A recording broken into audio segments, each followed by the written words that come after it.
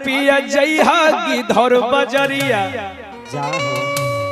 अरे बाकी लइहा ताजा जलेबिया हो रुमालिया में। पत्नी कहती है ये जलेबी है ना उस बच्चे के मांग पर, जब बच्चा कहता है कि मैं मिठाई मुझे मिठाई चाहिए, तो पत्नी कहती है अरे पिया जइहा गिधर बजरिया अरे ले अइहा गरम जलेबिया हो रुमालिया हो रुमालिया।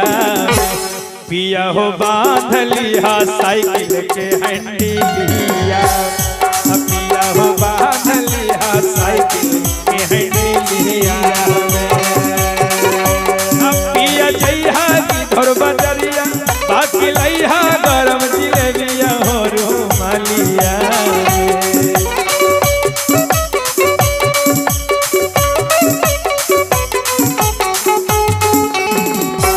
हो रुमालिया और पिया हो बांध लिया साइकिल का हैंडलिया।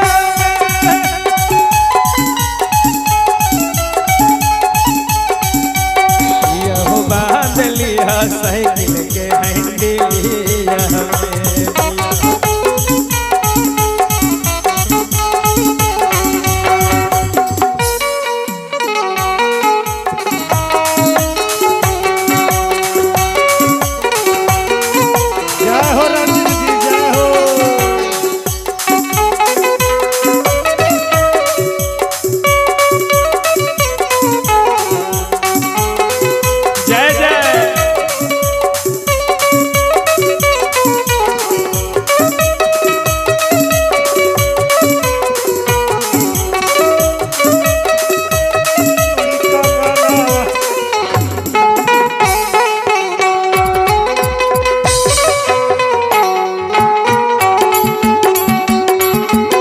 मास्टर जी यानी कितने सुंदर धुन को बजा रहे हैं। एक बार फिर से रहे मनोज जी क्या बजा रहे थे। कितना सुंदर धुन बजा रहे हैं, क्या बजा रहे हैं। अरे पियावा दिलदार मिललई है माना है मोर बतिया। ये कह रही है कौन, ध्यान देंगे, ये कोई और नहीं कह रही है, स्वयं मैया पार्वती कह रही है अपनी सखियों से। मैया पार्वती कह रही है अपने सखियों से। जब मैया पार्वती की शादी हो गई, ससुराल गई भोलेनाथ जी के घर, और जब भोलेनाथ जी के घर से अपनी मैके आई हिमाचल, तो सारी सखियों से कहती है अपने भोलेनाथ की बड़ाई करती है। और क्या कहती है, ए सखी अरे पियावा दिलदार मिललई है, अरे भोला दिलदार मिललई है माना है मोर बतिया।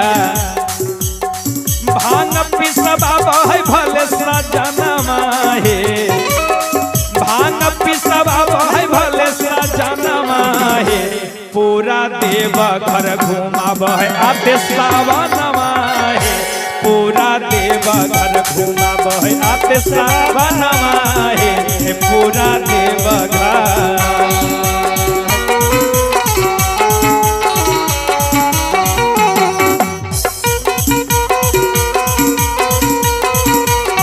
बोलबा हर हर महादेव।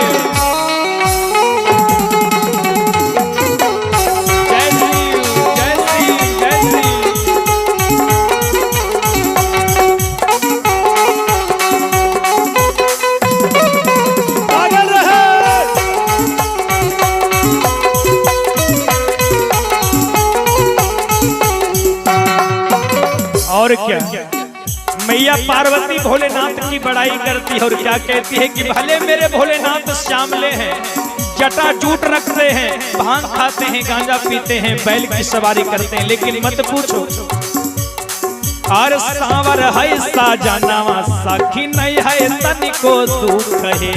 बोलियो से माघ चुवई बारी हसमुख है।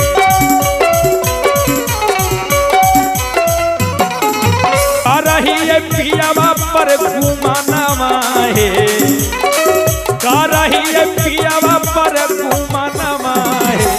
मैया पार्वती कह रही है अरे का रही है पियावा पर घुमाना है। काहे नहीं ऐसा कहेगी हो, काहे नहीं ऐसा कहेगी।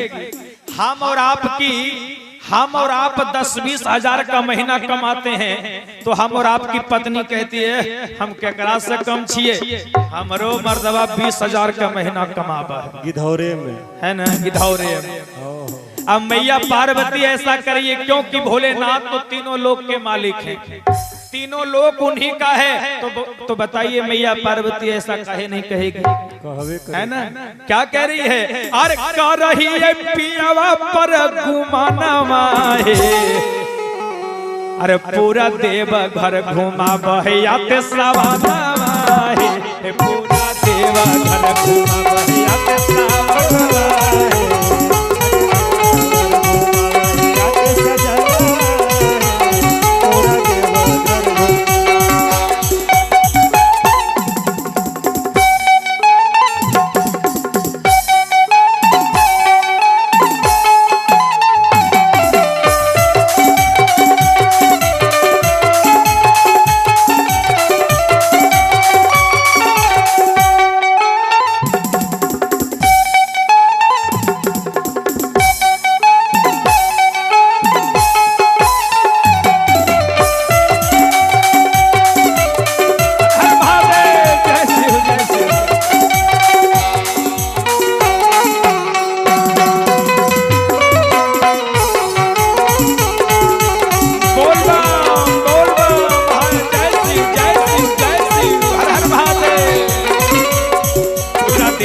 घर घुमा बहैया ते सवाना है, पूरा देव घर घुमा बहैया ते सवाना है, पूरा देव घर घुमा बहैया ते सवाना है, पूरा देव घर।